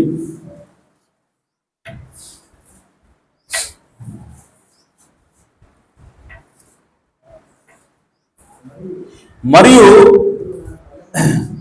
నీవు దాని పళ్ళెములను, దేని పళ్ళాలు? సన్నిధి రొట్టెల బల్ల గురించి, పైన చదివితే సన్నిధి రొట్టెల బల్ల గురించి. ఓకే. మరియు నీవు దాని పళ్ళెములను, ధూపార్తులను, గిన్నెలను, పానీయార్పణముకు పాత్రలను దానికి చేయవలెను. ఆమేన్. సో ఈ సన్నిధి రొట్టెల బల్ల మీద ఏముంటాయంటే దానికి పళ్ళాలు ఉంటాయంట, ధూపార్తి ఉంటుందంట, గిన్నెలు ఉంటాయంట, పానార్పణానికి కావలసిన పాత్రలు కూడా అక్కడ ఉంటాయి. అంటే ఈ రొట్టెలతో పాటుగా పానార్పణానికి సంబంధించినటువంటి పాత్రలు కూడా దాని మీద ఉంటాయి. ఆమేన్. అయితే ఈ సోదరా, ఈ పానార్పణం అంటే ఏంటో మనం చూడాలి. ఆమేన్. అంతకుముందు రొట్టెలు ఏంటో మనం చూసాం. ఓకే, అది వాక్యమై ఉన్నది. ఆమేన్. ఆ వాక్యము ఎక్కడి నుంచి వస్తా ఉంది అని అంటే, ఆ వాక్యం మీదకి వెలుగు ఎక్కడి నుంచి వస్తా ఉంది అంటే దీపవృక్షం మీద నుంచి వస్తా ఉంది. మీరు గమనిస్తే ఆ పరిశుద్ధ స్థలంలో దీపవృక్షము ఇటు దక్షిణం వైపు ఉంటుంది. ఓకే, ఇటు దక్షిణ వైపు ఉంటుంది. ఈ ఉత్తరం వైపు ఏమో సన్నిధి రొట్టెల బల్ల ఉంటుంది. ఈ దీపవృక్షం వెలుగు ఈ సన్నిధి రొట్టెల బల్ల మీద డైరెక్ట్గా పడతా ఉంటుంది అన్నమాట. అంటే ఎదురుగా ఉంటాయి. ఓకే, అంటే ఈ దీపవృక్షం వెలుగు ఇక్కడ సన్నిధి రొట్టెల మీద పడాలి. అనగా ఈ 7 సంఘకాలాల వర్తమానికుల వెలుగు అనేది ఈ రొట్టెల మీద పడతా ఉంటుంది. అనగా ఈ రొట్టెలు ఏదో కాదు కానీ 7 సంఘకాలాల వెలుగు అయినది, వర్తమానమైనది. ఆమేన్. సో కాబట్టి ప్రియ సహోదరులారా, దాంతో పాటుగా అక్కడ ఏముంటాయి అని అంటే పానార్పణానికి సంబంధించినటువంటి పాత్రలు ఉంటాయి. ఆమేన్. సో ఆ సన్నిధి రొట్టెల బల్ల మీద రొట్టె ఉంటుంది, అలాగే పానార్పణ సంబంధించినటువంటి పాత్రలు కూడా ఉంటాయి. ఆమేన్. మరి పానార్పణం అంటే ఏంటి అని అంటే, పానార్పణం అంటే నీటిని అనగా లిక్విడ్ ద్రవాలను అర్పించేదని పానార్పణం అంటాం. ఆమేన్. సో మనం మామూలుగా అర్పణ అంటే ఏంటి? బలి అర్పణ అంటే పాప పరిహారార్థ బలి అంటే ఒక గొర్రెను వధించడం, లేదంటే ఒక దూడను వధించడం, ఈ విధంగా ఉంటుంది. ఆమేన్. దాంతో పాటుగా ఇంకొక రకమైన అర్పణం కూడా ఉంటుంది. ఆ అర్పణం ఏంటంటే పానార్పణమైనది బైబిల్లో. ఓకే. సో ఈ పానార్పణం అనగా మనం ఏమనుకుంటాం అంటే నీళ్లు అర్పిస్తారేమో అనుకుంటున్నాం. నీళ్లు కాదు. బైబిల్ ఏముందనంటే పానార్పణం దేంతో అర్పిస్తారు అని చెప్పంటే, అదే నిర్గమకాండము 29వ అధ్యాయము దానిలో ఉంటుంది పానార్పణం దేంతో అర్పించాలి పానార్పణం అని. 29వ అధ్యాయము 40వ వచనం. పానార్పణం అంటే నీళ్లతో అర్పించేది కాదు, అది దేంతో అర్పిస్తారన్నది ఇక్కడ వ్రాయబడి ఉంటుంది. 40వ అధ్యాయము.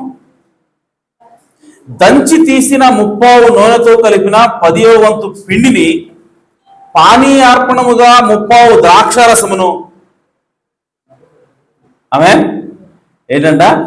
దంచి తీసిన 30 నూనెతో కలిపిన 10వ వంతు పిండిని పానీయ అర్పణముగా 30 ద్రాక్షారసమును మొదటి గొర్రె పిల్లతో అర్పింపవలెను. హల్లెలూయా. సో పానార్పణంగా ఏమర్పించాలని బైబిల్లో రాయబడుతుంది? ద్రాక్షారసమును. దంచి తీసిన నూనె కలిపిన 10వ వంతు పిండిని. ఆమేన్. పానార్పణముగా 30 ద్రాక్షారసం. ద్రాక్షారసాన్ని పానార్పణంగా అర్పిస్తారంట. హల్లెలూయా. సో పానార్పణంగా అర్పించేటువంటిది ఏంటంటే ద్రాక్షారసం. హల్లెలూయా. అలాగే నిర్గమకాండం 23వ అధ్యాయం 13వ వచనం. లేవీకాండం 23వ అధ్యాయము 13వ వచనం.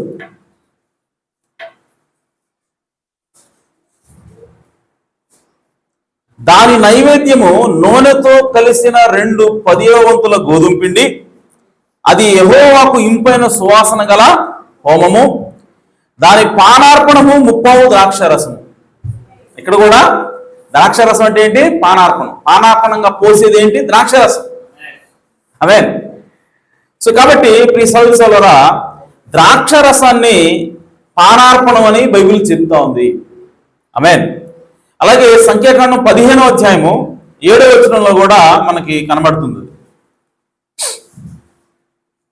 సంఖ్యాకాండము 15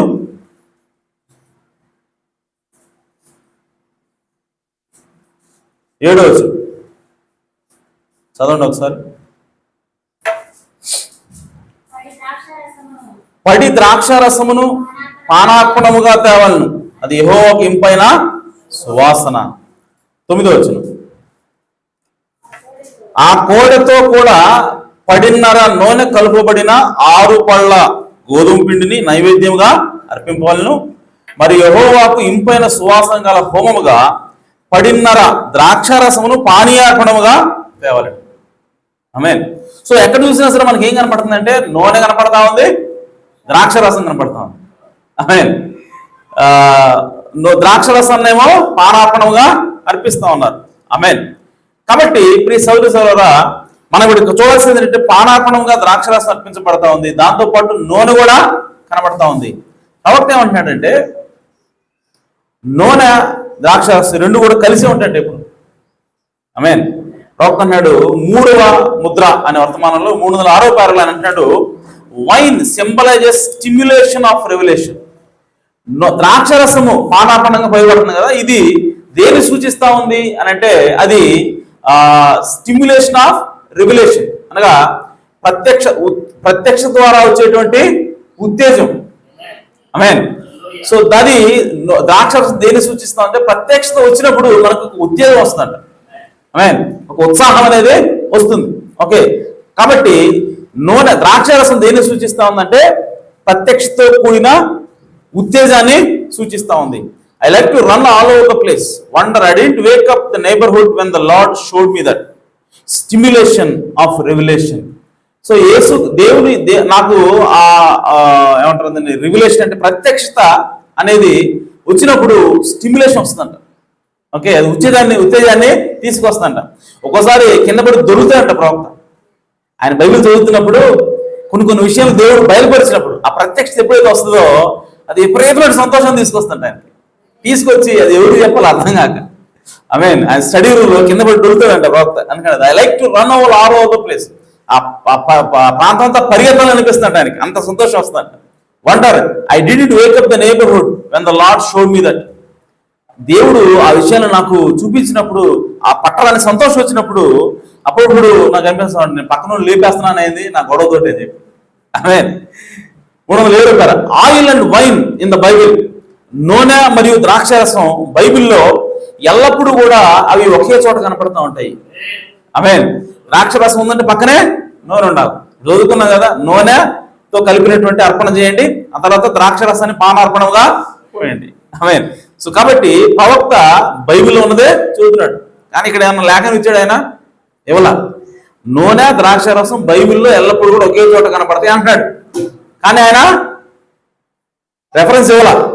ఆమేన్. కానీ బైబిల్ చూసేది కరెక్ట్గానే ఉంది, అలాగే ఉంది. ఆమేన్.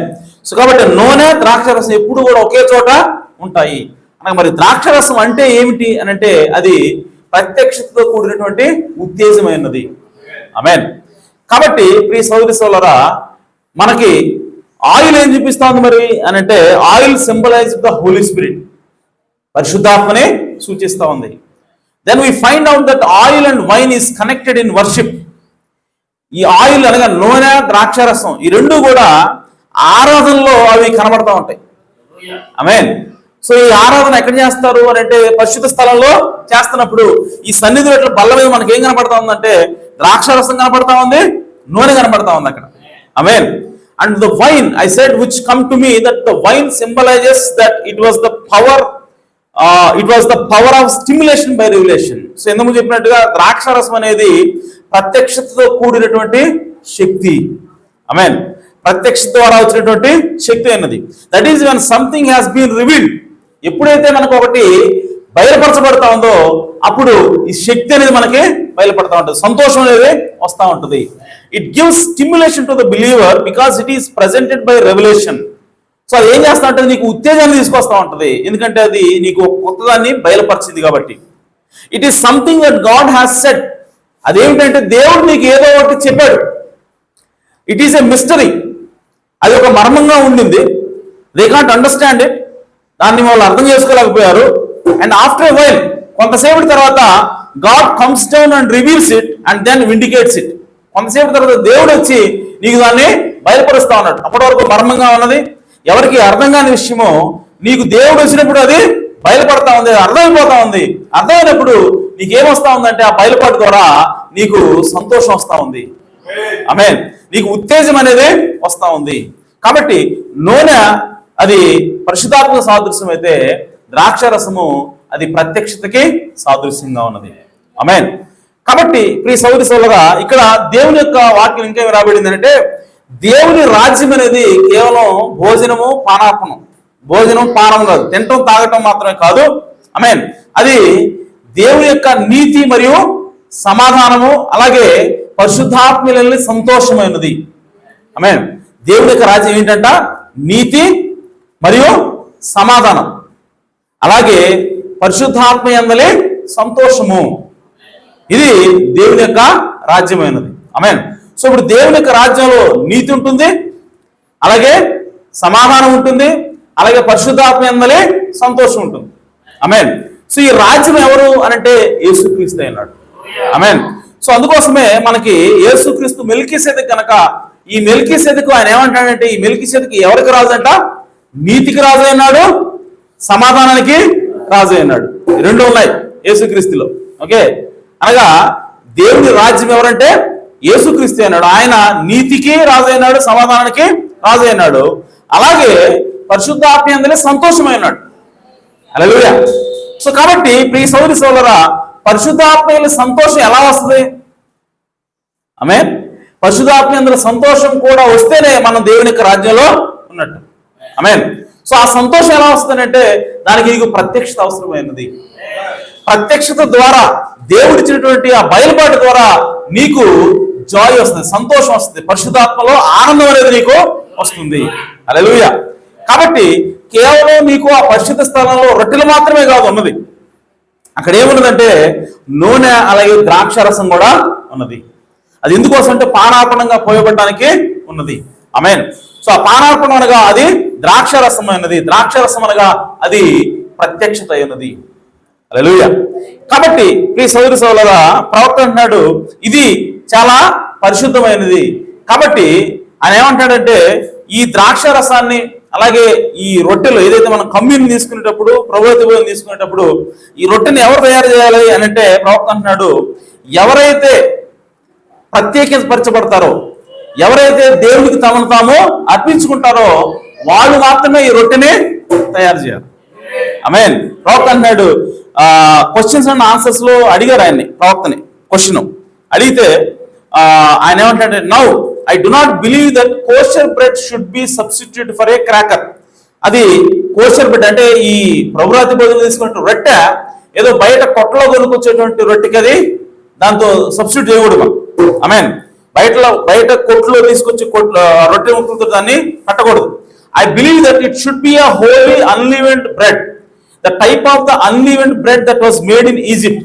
ఐగుప్తులో చేయబడినటువంటి పులిని రొట్టెలు ఏవైతే ఉన్నాయో దానికి సాదృశ్యంగా ఉన్నటువంటి ఒక పులిని రొట్టె అయి ఉండాలి అంటాడు ఆయన.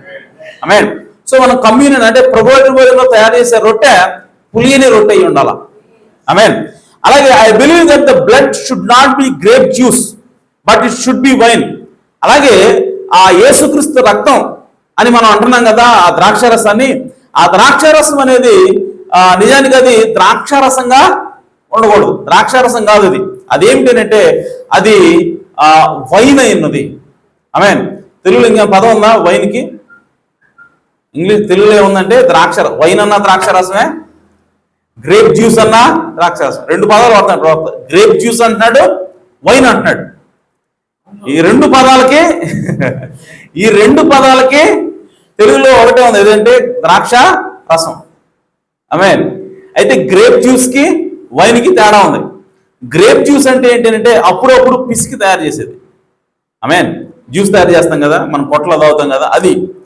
కానీ వైన్ అంటే ఏంటి అని అంటే ఆ ద్రాక్షల్ని ఒక ప్రత్యేకమైన పద్ధతిలో మనం పులియబెట్టి దాని నుంచి రసం తయారు చేసి ఆ రసాన్ని మాగబెట్టి, ఓకే, సో దాని ద్వారా తయారు చేసేదాన్నే వైన్ అంటున్నాడు ప్రవక్త. సో ఇప్పుడు ప్రభురాత్రి భోజనంలో తయారు చేసేటువంటి ఆ ద్రాక్షరసం ఏదైతే ఉందో దాన్ని అప్పటికప్పుడు తయారు చేయకూడదు. దాన్ని చాలా దానికి ఒక ప్రాసెస్ ఉంది. ఆ ప్రాసెస్ ప్రకారం దాన్ని చేసి దాన్నే మనం తీసుకోవడం ప్రవక్త అంటాడు. హల్లెలూయా. కానీ ఇప్పుడు మనకి సమయం లాగా దీన్ని మనం అప్పుడప్పుడు తయారు చేస్తున్నాం. ఓకే, సో రేపు పొద్దున ఈ నెక్స్ట్ మంత్ నేను దాన్ని ప్రాసెస్ స్టార్ట్ చేస్తానంటే నెక్స్ట్ మంత్కి మనం ద్రాక్షరసం వైన్ తాగుతాం. సో ద్రాక్షారసం అంటే జ్యూస్ కాదు, మనం వైన్ తాగబోదాం అన్నాం. అయితే ఆయన ప్రవక్త అంటున్నాడు దాన్ని వైన్ లాగా మనం తీసుకోవాలి, అంతేగాని జ్యూస్ లాగా కాదు అంటాడు ప్రవక్త. గ్రేప్ జ్యూస్ ఎందుకు అలా తీసుకోకూడదు అంటే ప్రవక్త అంటున్నాడు grape juice source and spoils as it gets old. నువ్వు జ్యూస్ తయారు చేసావు ద్రాక్షారసంతో, తయారు చేసిన తర్వాత అది రోజులు గడిచే కొద్ది ఏమవుతుందంటే అది పాడైపోద్ది, పులిసిపోద్ది అంట, పాడైపోతుంది. కానీ but wine gets better and stronger as it gets old. కానీ నువ్వు ద్రాక్షారసాన్ని అంటే వైన్ కనుక తయారు చేసావు, ద్రాక్షాలు తీసుకున్న వైన్ తయారు చేస్తే పద్ధతి ప్రకారం అది టైం గడిచే కొద్దీ ఇంకా స్ట్రాంగ్ అవుతూ ఉంటుంది. ఇంకా మంచిగా ఇంకా రుచిగా తయారవుతుంటది. టైం గడిచే కొద్దీ ఇంకా గొప్పగా మారుతూ ఉంటుంది అది. కానీ జ్యూస్ అయితే టైం గడిచే కొద్దీ పాడైపోతే, పులిసిపోతే, పడేయాల్సి వస్తుంది. కాబట్టి ప్రవక్త ఏమంటాడంటే మనం ప్రభురాత్రి భోజనంలో తయారు చేసినటువంటి ఆ ద్రాక్ష కాయలతో తయారు చేసేది మనం వైన్ తయారు చేయాలి, జ్యూస్ కాదని ప్రవక్త అంటున్నాడు. And it is a literal wine and bread. ఇది అక్షరార్థమైనటువంటి రొట్టె అలాగే ద్రాక్ష రసం అంటే wine. Communal bread should be made by people who is dedicated themselves. ఈ రొట్టెని ఎవరు తయారు చేయాలి అంటే ప్రవక్త అంటున్నాడు ఇప్పుడు దాకా ద్రాక్ష రసం ఎట్లా తయారు చేయాలి ఇప్పుడు అని. ఓకే, రొట్టెని ఎవరు తయారు చేయాలి అని అంటే ఎవరైతే దేవునికి సమర్పించుకుంటారో వాళ్ళు మాత్రమే రొట్టెని తయారు చేయాలి. హల్లెలూయా. ఎవరైతే దేవునికి తాము సమర్పించుకుంటారో వాళ్ళు మాత్రమే రొట్టెని తయారు చేయాలి. ప్రవక్త అంటున్నాడు బయట కొట్లో తయారు చేసినటువంటి రొట్టెని తీసుకుని వచ్చి ఇస్తా ఉన్నారు, అది కరెక్ట్ కాదని ప్రవక్త అంటున్నాడు. ఎందుకు అని అంటే ఆ రొట్టెల్లో తయారు చేసినటువంటి ఫ్యాక్టరీలో వాడు సిగరెట్ తాగేవాడు, మందు తాగేవాడు, వాడికి ఏ రోగాలు ఉన్నాయో తెలియదు. వాడు అప్పుడే హోటల్లో అమ్మాయి దగ్గర పోయి వస్తాడు, వచ్చాడు పని చేస్తా ఉంటాడు. మందు దగ్గర వచ్చి పని చేస్తా ఉంటాడు. అపవిత్రమైనటువంటి కార్యాలు చేసేవాళ్ళు వచ్చి ఆ బ్రెడ్ని తయారు చేస్తూ ఉంటారు. సో అటువంటి బ్రెడ్ని తీసుకొని వచ్చి మనం ఇక్కడ దేవుని శరీరం అని మనం దాన్ని పంచకూడదు. కాబట్టి దాన్ని తయారు చేసేవాళ్ళు చాలా నిష్టగా, ఓకే, లేదంటే దేవునికి సమర్పణ జీవితం కలిగి దాన్ని తయారు చేయాలని ప్రవక్త మాట్లాడుతూ ఉన్నాడు. హల్లెలూయా. సో కాబట్టి ప్రియ సహోదరి సహోదరులారా, ప్రవక్త ఏమంటున్నాడంటే ఆ ద్రాక్ష రసము అది ప్రత్యక్ష సాదృశ్యంగా ఉంది.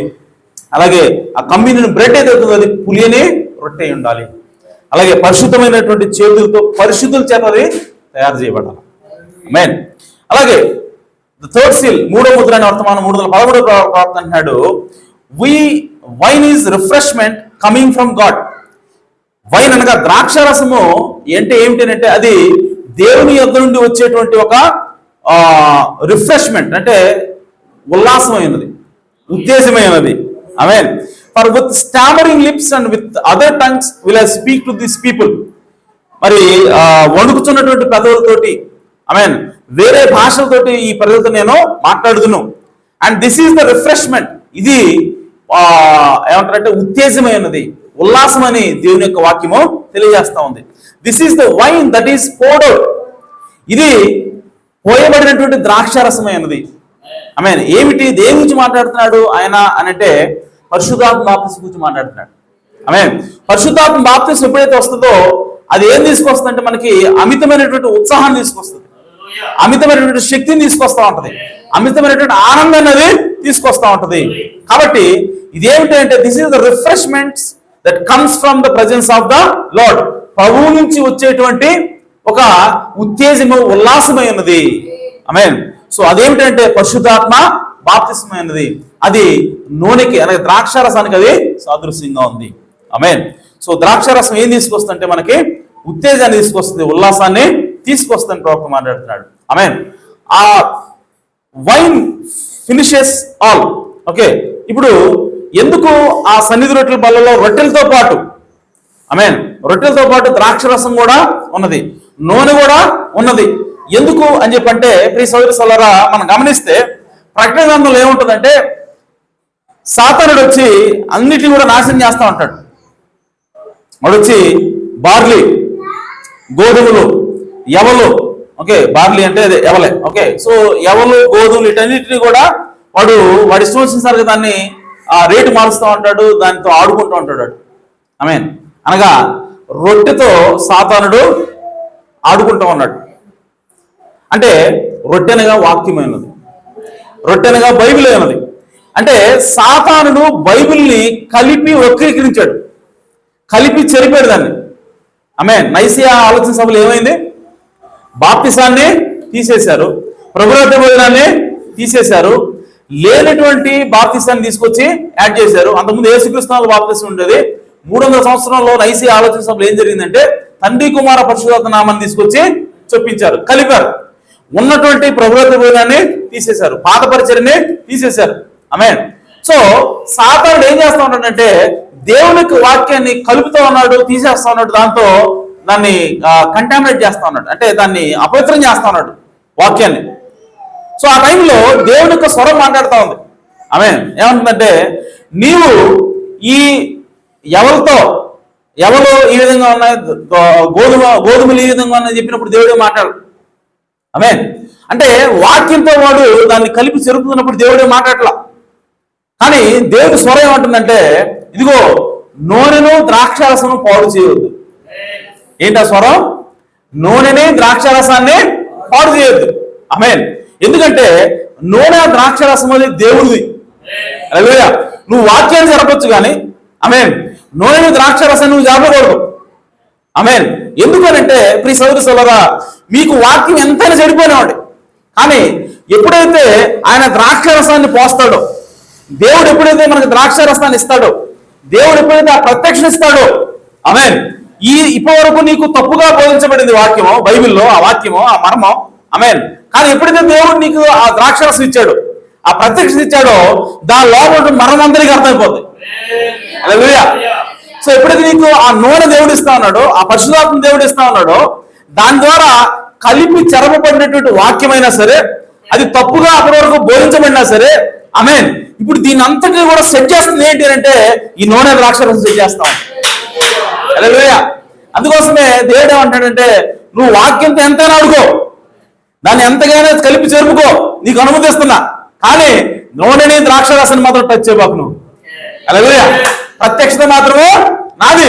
అందుకోసమే సాతాను వాక్యాన్ని కలిపి చెరపలేడు, కానీ ప్రత్యక్షత మాత్రం వాడికి ఏం చేయలేడు దాన్ని.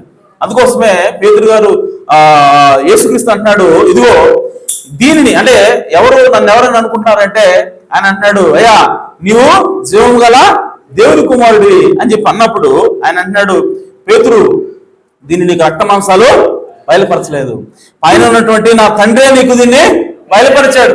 హల్లెలూయా. కాబట్టి ఈ ప్రత్యక్షత ముందు, ఆమేన్, అనగా ఈ బండ ముందు, ఈ బండ మీద నా సంఘాన్ని నేను కడతాను, ఆ సంఘం ముందు పాతాళ లోక ద్వారము సైతము నిలబడలేవు. హల్లెలూయా.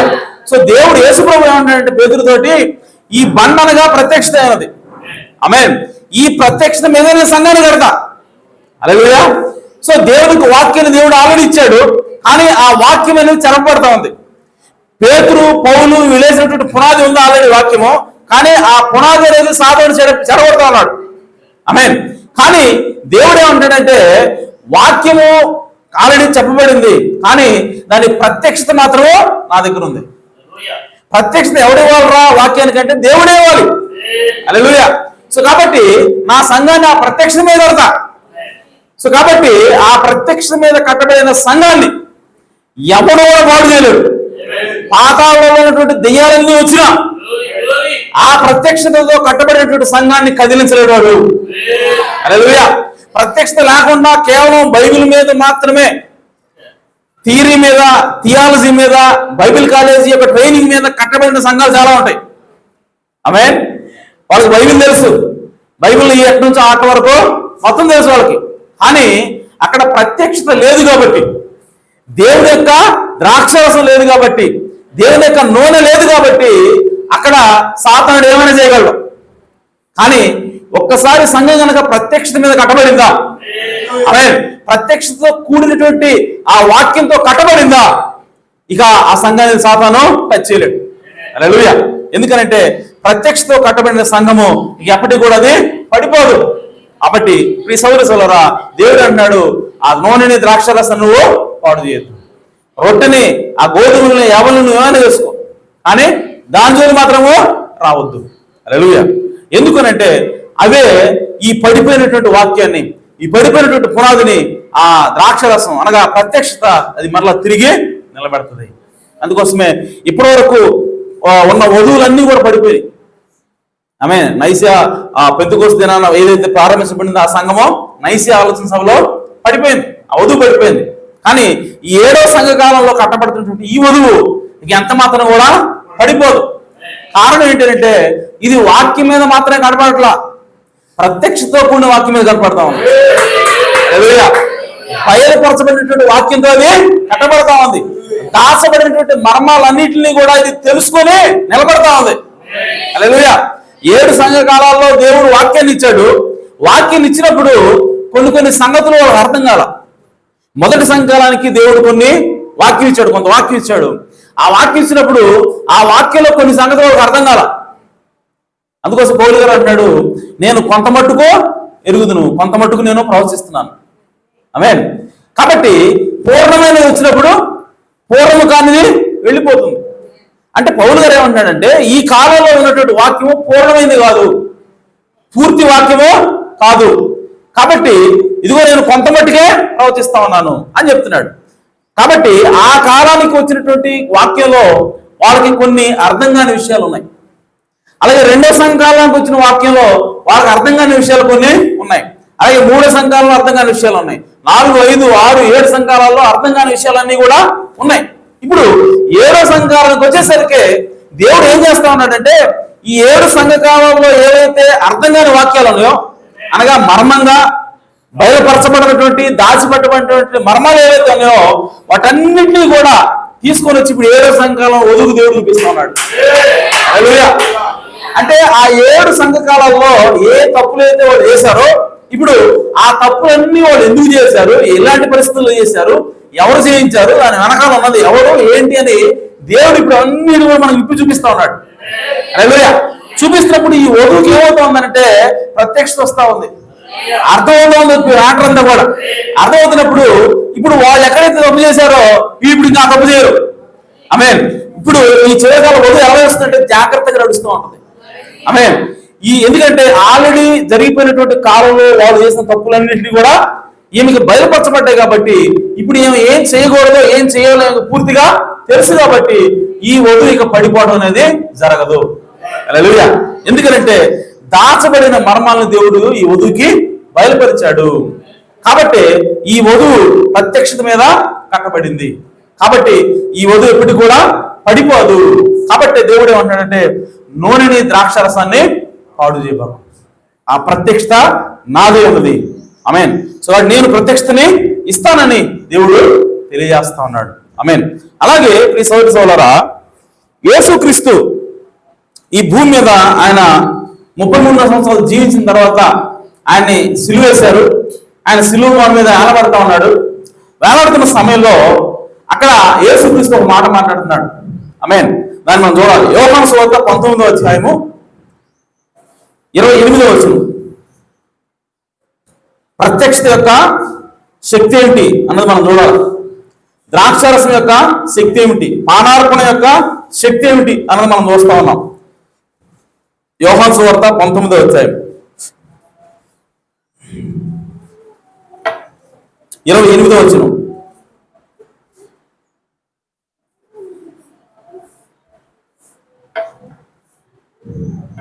అటు తరువాత సమస్తమును, చూడండి, సమస్తమును అప్పటికి సమాప్తమైనదని యేసు ఎరిగి, ఈ సమస్తం కూడా యేసుక్రీస్తు చేయవలసిన సమస్తాన్ని కూడా ఆయన సమాప్తం చేశాడు, ముగించేశాడని యేసుక్రీస్తు ఎరిగి లేఖనము నెరవేరినట్లు నేను తప్పికొనుచున్నాను అనెను. ఆమేన్.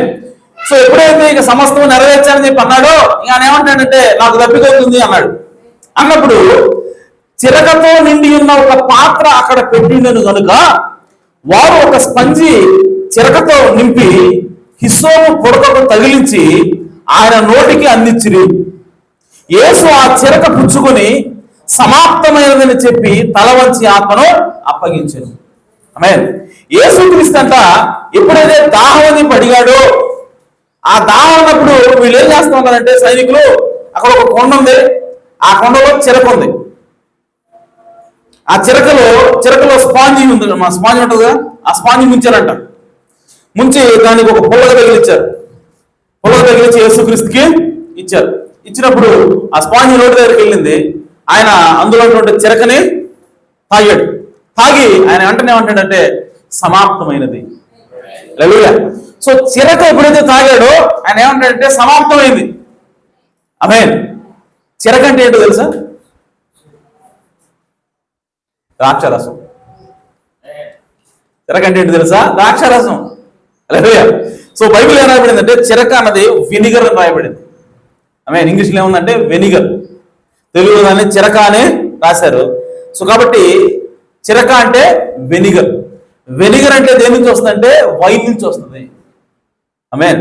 ద్రాక్షరసాన్ని ఇంకొంచెం ఎక్కువసేపు ఉలయబెడితే ఇంకా కొన్ని దానికి కలిపితే వచ్చే పదార్థమే రసమే వెనిగర్ అంటే, చిరక అంటే. ఓకే. సో చిరక అంటే ఏదో కాదు, అది ఒక రకమైనటువంటి పులిసిన ద్రాక్షరసం. హల్లెలూయా. సో ఎప్పుడైతే యేసుక్రీస్తు ఆ ద్రాక్షరసాన్ని తాగాడో ఆయన ఏమంటాడంటే ఇక సమాప్తము అయిపోయింది. ఆమేన్. ఫినిష్డ్. సో కాబట్టి ప్రియ సోదరి సోదరా, మనకి ఎప్పుడైతే ద్రాక్షరసం మనం తాగుతామో, ఎప్పుడైతే ఆ ప్రత్యక్షం మనం పొందుకుంటామో ఇక ఫినిష్. ఇది ఏది కూడా మిగలదు.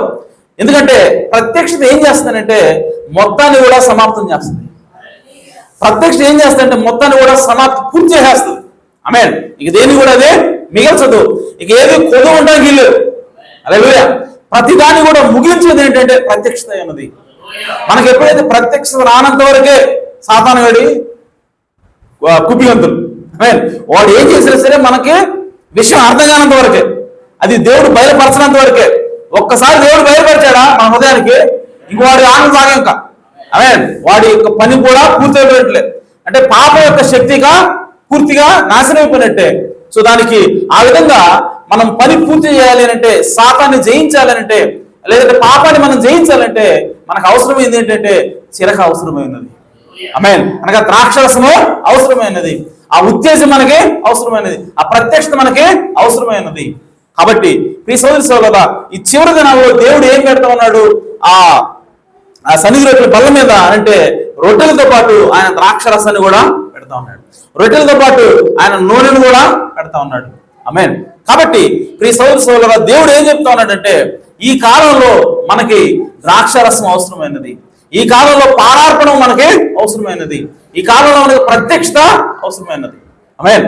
సో కాబట్టి కేవలం వాక్యం మాత్రం కాదు, ఆ వాక్యం ప్రత్యక్షత కూడిన వాక్యమే ఉండాలి, బయలుపరచబడిన వాక్యమే ఉండాలి. హల్లెలూయా. సో ఇప్పటి వరకు బయలుపరచబడని వాక్యం ఉన్నది, బయలుపడిన వాక్యం ఉన్నది. వాక్యం రెండు రకాలు ఉన్నాయి. ముద్ర వేయబడిన వాక్యం ఉన్నది, ముద్ర లేని వాక్యం ఉన్నది. ఆమేన్. సో కొండలో దాచబడింది ఉంది, కొండ బయట ఉన్నది కూడా ఉన్నది. ఆమేన్. కాబట్టి ప్రియ సోదరి సోదరులారా, మనము పాపాన్ని జయించాలి, మన శరీరం మార్పు చెందాలి అనంటే మనకి ఆ దాచబడినటువంటి వాక్యం అర్థం అవ్వాలి. ఆ దాచబడినటువంటి వాక్యం మనకు బయలుపడాలి. ఆ బయలుపాటుని ఇచ్చేదే 7 రోజుల ప్రత్యక్షత అన్నది. హల్లెలూయా. కాబట్టి చివరి కాలంలో దేవుడు ఏం చేస్తా ఉన్నాడంటే ఆ ద్రాక్షరసాన్ని పోసి, పారాపణంగా పోసి ఆయన మనకి ప్రత్యక్షతని ఇచ్చాడు. ఆమేన్. దాచబడే మర్మాలను దేవుడు మనకి ఇస్తా ఉన్నాడు. కాబట్టి ఈరోజు సాతాన్ని మనం జయించగలుగుతూ ఉన్నాము, ఈ శరీర కార్యాన్ని మనము జయించగలుగుతూ ఉన్నాం, ఈ శరీరం మార్పు చెందే విధంగా మనము ముందుకు వెళ్ళగలుగుతున్నాం అంటే దానికి కారణం మనకు కావాల్సింది 7 ముద్రల ప్రత్యక్షత అన్నది. ఆమేన్. కాబట్టి ప్రియ సోదరి సోదరులారా, పానార్పణం అంటే అది ద్రాక్ష రసమైనది, అనగా ప్రత్యక్షత అన్నది. ఆ ప్రత్యక్షత వచ్చినప్పుడు మనం శరీర కార్యాలని, ఈ లోకాన్ని, సాతాన్ని, సమస్తాన్ని కూడా మనము ఫినిష్ చేయగలము, పూర్తి చేయగలము. అది ఖచ్చితంగా ప్రతిదాన్ని కూడా అంతమొందిస్తుంది. కాబట్టి ఆ ప్రత్యక్షత మనకి అవసరమైనది. ఆమేన్. కాబట్టి ప్రియ సోదరి సోదరులారా, మనకి ఆ గుడారంలో ఏ వస్తువు ఉన్నా సరే ఆ వస్తువు ప్రతిదీ కూడా దేవుడు ఒక అర్థంతో అక్కడ పెట్టి ఉన్నాడు. ఆమేన్. కాబట్టి సన్నిధి రొట్టెల బల్ల మీద ఉన్నటువంటి ఆ పానార్పణానికి నూనెకి అర్థము అదే ఉన్నది. కాబట్టి ఈ చివరి కాలంలో దేవుడు మనకి ఆ ప్రత్యక్షను ఇచ్చాడు. ఆ ప్రత్యక్ష ద్వారా దేవుడు మనల్ని ముందుకు తీసుకెళ్తా ఉన్నాడు. కాబట్టి ఆ ప్రత్యక్షను మనం పోగొట్టుకోవద్దు. ఈ చివరి కాలంలో ఇవ్వబడినటువంటి 7 ముద్దల ప్రత్యక్షత అది మనకు అవసరమైనది. దాని ద్వారానే మన శరీరాలు మార్పు చెందుతాయి. దాని ద్వారానే మనం ఎత్తబడతాం. దాని ద్వారానే మధ్యాకాశంలో యేసుక్రీస్తు మనము కలుసుకుంటాము. ఆమేన్. కాబట్టి ఆ 7 ముద్దల ప్రత్యక్షత మనం పొందుకుందాం. వాటిని మనం చదువుదాం. అందుకోసం బైబిల్ చదవమని చెప్తా ఉంది, వర్తమానం చదవమని చెప్తా ఉన్నాను. ఆమేన్. కాబట్టి ప్రతిరోజు కూడా ఆ వాక్యాన్ని మనము ధ్యానిద్దాం. దేవుడి నుంచి ప్రత్యక్షతని పొందుకుందాం. తద్వారా ఈ లోకాన్ని మనము జయించి ఈ శరీరం మార్పు చెందబడి ఎత్తబడి మధ్యాకాశంలో దేవుడిని కలుసుకుందాం. దేవుడు మన సమృద్ధిగా దీవించును గాక. ఆమేన్. ఈ సమయంలో మరి సాంగ్ లీడర్ వచ్చి సమయం తీసుకుంటారు.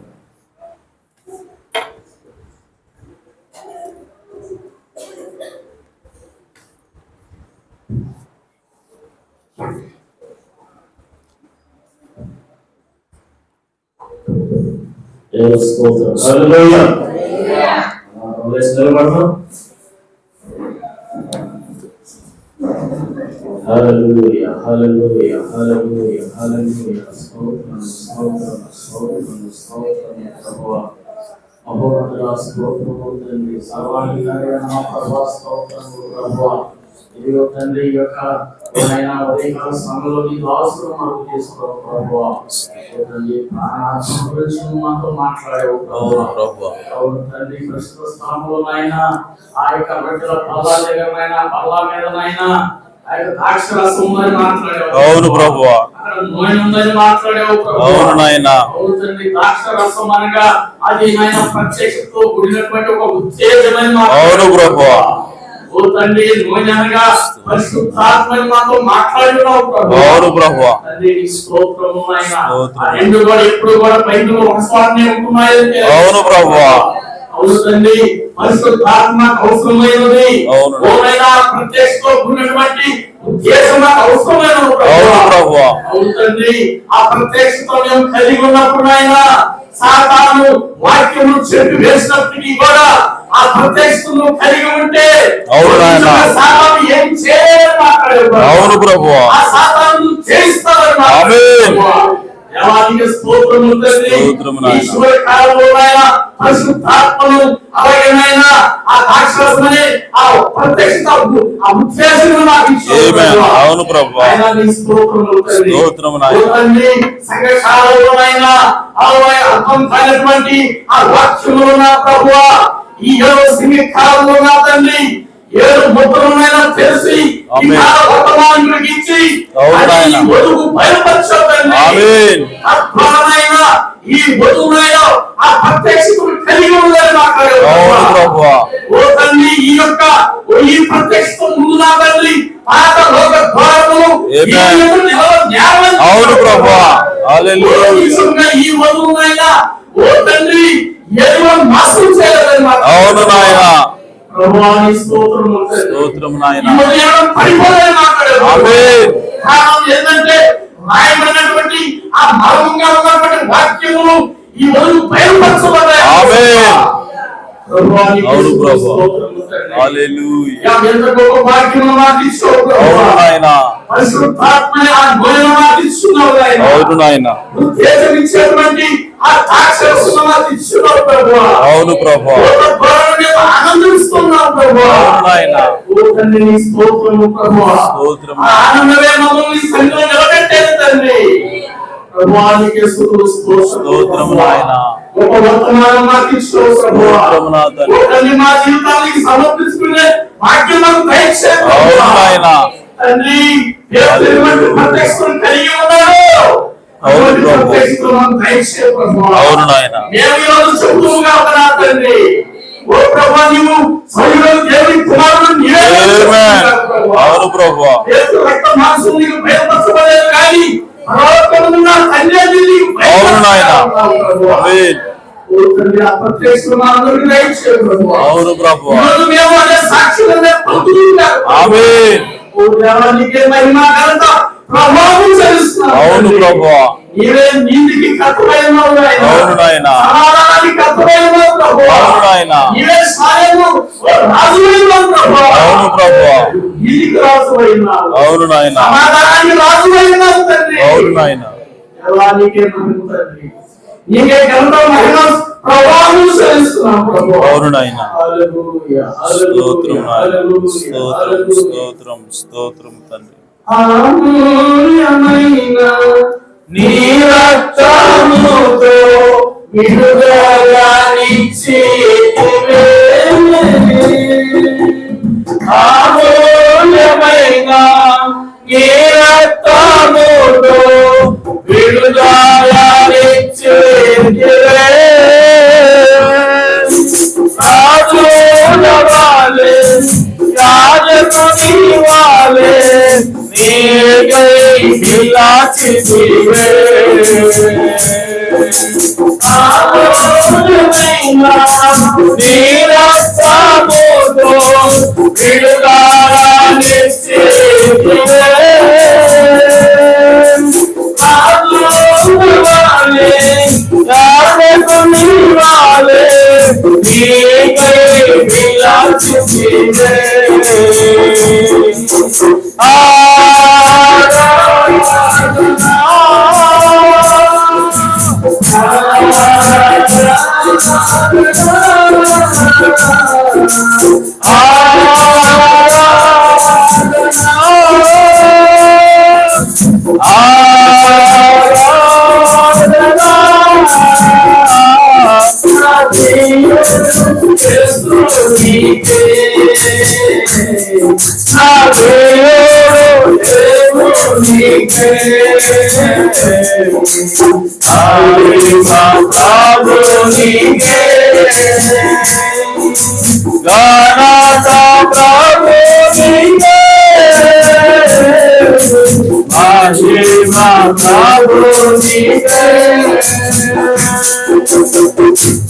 హల్లెలూయా. జీవము కలిగిన తండ్రి, సర్వోన్నతుడా, మీకు నామమునకు స్తోత్రం ప్రభువా. పానార్పణము అనగా ద్రాక్షారసం అని, అయా ద్రాక్షారసం అనగా అది ప్రత్యక్షతో కూడినటువంటి ఉల్లాసం అని మాతో మాట్లాడాం ప్రభువా. ప్రత్యక్షత మాకు ఎప్పుడైతే వస్తుందో, అయా దేవుని వాక్యము మర్మంగా ఉన్నప్పుడు, అది ఎప్పుడైతే దేవుని ఆత్మచేత బయలుపరచబడుతుందో అది ఒక ఉజ్జీవాన్ని తీసుకొని వస్తుందని, అయా ఒక ఉత్సాహాన్ని తీసుకొని వస్తుందని ప్రభువా, అదే నా తండ్రి ప్రత్యక్షత ఉన్నదని మాతో మాట్లాడావు ప్రభువా. ఇదిగో నా తండ్రి, ఆ ప్రత్యక్షత ముందు పాతాళ లోక ద్వారము సైతం నిలబడవని చెప్పిన దేవా మీకు స్తోత్రం ప్రభువా. అయా నా తండ్రి, 7 సంఘ కాలాల్లో ఉన్నటువంటి అయా ప్రభువా వధువుని నాయన, ఓ ప్రభువా, వాళ్ళు మర్మాలని నాయన కొన్నింటి గ్రహించలేకపోయినప్పుడు అయా వారు కొన్ని విషయాలు పడిపోయి ఉన్నారు ప్రభువా. కానీ ఈ చివరి వధువు నాయన, ఈ చివరి కాలపు వధువుకి అన్ని మర్మాలను తెరిచి బయలుపరిచిన దేవా మీకు స్తోత్రం ప్రభువా. కనుక నా తండ్రి, ఇక ఎంత మాత్రం కూడా ఈ వధువు పడిపోదు ప్రభువా. అయా ఎందుకంటే ఈ వధువు నా తండ్రి ఓ సమస్తాన్ని బయలుపరచబడినటువంటి వధువు అయినది కనుక ప్రభువా. అయా నా తండ్రి, ఈ వధువు ఎప్పటికీ పడిపోదని అయా నా తండ్రి మీ వాక్యం తెలియజేస్తున్నది ప్రభువా. అందుని బట్టి మీ నామానికి స్తుతులు స్తోత్రం చెల్లిస్తున్నాం ప్రభువా. నిజంగా ఆ చివరి దినాల్లో ఉన్నటువంటి వధువులో మనం భాగం చేసినందుకే స్తోత్రం ప్రభువా.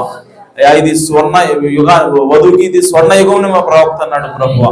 కనుక ఆ స్వర్ణ యుగంలో మమ్మల్ని ఉంచినందుకే స్తోత్రము నా ప్రభువా. అయా ఈ వధువులు ఉన్నటువంటి అయా ఈ కార్యములు ప్రభువా, అయా నా తండ్రి, ఈ వాక్యము, ఈ మర్మము నా తండ్రి, వీటన్నిటిని కూడా నా తండ్రి మమ్మల్ని మాకు బయలుపరుస్తున్న దేవా మీకు స్తోత్రం ప్రభువా. తద్వారా నా తండ్రి మా హృదయాలను ఉప్పొంగ చేస్తున్న దేవా మీకు స్తోత్రం.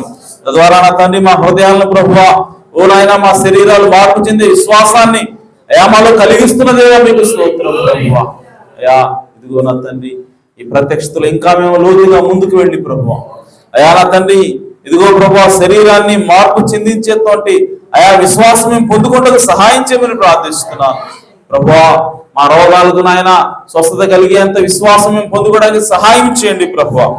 అయా కృప చూపించండి నాయన. ఇంకా నా తండ్రి మమ్మల్ని లోతులోకి తీసుకుని వెళ్ళండి ప్రభువా. అయా లోతైన వాక్యాలకు మమ్మల్ని తీసుకుని వెళ్ళండి ప్రభువా. అయా లోతైనటువంటి వాక్యంతో మమ్మల్ని ఓ ప్రభువా అతన్ని పోషించమని ప్రార్థిస్తున్నాను తండ్రి. నిజంగా నా తండ్రి, అయా ద్రాక్షారసము అయా నా తండ్రి ఆ ప్రత్యక్షత వచ్చినప్పుడు ప్రభువా, అది సమస్తాన్ని కూడా ముగిస్తుందని మాకు మాట్లాడవు ప్రభువా. అయా కలువరి శిలువలో ఎప్పుడైతే యేసుక్రీస్తు చిరకని ఓ ఓ ప్రభా తాగాడు ప్రభా, ఆయన అంటున్నాడు సమాప్తమైందని చెప్పాడు ప్రభా. కనుక నా తండ్రి ఆ పాపం యొక్క ప్రశ్నకు సమాధానం దొరికిందని, అయా పాపం ఇక ముగించబడిందని, అయా అతని పాపం యొక్క అధికారం ముగించబడిందని ఆ చిరక అనగా ఆ ద్రాక్షారసం తీసుకున్నప్పుడు యేసుక్రీస్తు మాట్లాడాడు ప్రభువా. అలాగే ఈరోజు సాతాను యొక్క ఓ ప్రభువా నా తండ్రి అధికారము అది ముగించబడాలి అంటే మాకు ప్రత్యక్షత అవసరమైనది ప్రభువా. ఆ సాతాను యొక్క బలం ముగించబడాలి అంటే మాకు ప్రత్యక్షత అవసరమైనది ప్రభువా. సాతాను యొక్క కార్యాలు, శరీర కార్యాలు మాలో ముగించబడాలి అంటే మాకు ఆ ప్రత్యక్షత అవసరమైనది ప్రభువా. కనుక అయా మమ్మల్ని పరిశుద్ధంగా జీవింపజేసేది మీ వాక్యమైనది ప్రభువా. అయా వాక్య బయలుపాటు అయా మాకు పరిశుద్ధతను తీసుకొస్తుంది ప్రభువా. కనుక నా తండ్రి ఇంకా మమ్మల్ని ప్రత్యక్షతలో లోతుకి నడిపించండి ప్రభువా. అయా మీ ప్రవక్త ద్వారా ఏ విషయాలైతే మాకు బయలుపరిచావో వాటన్నిటిని కూడా సంపూర్ణంగా మేము తెలుసుకోవడానికి సహాయం చేయండి. తద్వారా నా తండ్రి ఇదిగో ప్రభువా ఎత్తబడేటువంటి గుంపులో మేము ఉండకు సహాయం చేయండి. తద్వారా ఎత్తబడిన ఆయన మధ్యాకాశం మిమ్మల్ని కలుసుకునే భాగ్యాన్ని మాకు దయచేయండి ప్రభువా. మీ కృప తోడుగా ఉంచండి. ఈ సమయంలో ప్రభువా చేరి వచ్చిన మీ బిడ్డలందరినీ కూడా మీరు దీవించండి, ఆశీర్వదించండి ప్రభువా. ఇదిగో విత్తబడిన కానుకలు కూడా మీరు దీవించి ఆశీర్వదించండి, సమృద్ధిని దయచేయమని ప్రార్థిస్తున్నాను. అలాగే ప్రభువా అనారోగ్యంతో ఉన్న వారిని మీరు జ్ఞాపకం చేసుకునండి ప్రభువా, వారికి పరిపూర్ణమైనటువంటి ఆరోగ్యాన్ని దయచేయమని ప్రార్థిస్తున్నాను. అలాగే ప్రభువా ఇంకా ఆర్థికంగా ఇబ్బందులు ఉన్నవారు, మానసికంగా ఇబ్బందులు ఉన్నవారు, వారందరినీ కూడా ప్రభువా మీరు నాయన జ్ఞాపకం చేసుకుని వారి పట్ల జాలి చూపుని ప్రార్థిస్తున్నాను తండ్రి. సంఘానికి క్షేమాన్ని దయచేయండి ప్రభువా. అయా పరిశుద్ధాత్మ బాప్తిసం దయచేయండి తండ్రి. ఆయా అతి పరిశుద్ధ స్థలంలోకి వెళ్ళి ఓ ప్రభువా అనుభవాన్ని మాకు దయచేయండి ప్రభువా. కృప తోడుగా ఉంచండి. అయా సంఘంలో ఏ ఒక్కరు కూడా అయా బయట ఆవరణలోకి ఆగిపోకూడదు ప్రభువా. అయా పరిశుద్ధ స్థలంలోకి రావాల్సి ఉన్నది ప్రభువా. అంతటితో ఆగిపోకుండా అతి పరిశుద్ధ స్థలంలోకి రావాల్సి ఉన్నది ప్రభువా. ఆ విధంగా నాయన సంఘంలో ఉన్న ప్రతి ఒక్కరు కూడా అయా అతి పరిశుద్ధ స్థానంలో ఉన్నటువంటి అనుభవాన్ని మాకు దయచేయమని, ఆ విధంగా మమ్మల్ని అందరినీ కూడా దీవించమని ఆశీర్వదించమని, విత్తబడిన వాక్యం అందరి హృదయాల్లో నీరు కట్టండి, నూరంతలుగా ఫలింపును దయచేయమని మా ప్రభువును రక్షకుడినైనా యేసుక్రీస్తు నామములో ప్రార్థించండి వేడుకుంటాం పరమ తండ్రి. ఆమేన్. మన ప్రభువైన యేసుక్రీస్తు వారి కృపా సమాధానములు సకల పరిశుద్ధులకు కూడిన మనందరకు సదాకాలం తోడేండును గాక. ఆమేన్. ఆమేన్. ఒకటి ముగించబడింది. అందరికీ వందనాలు.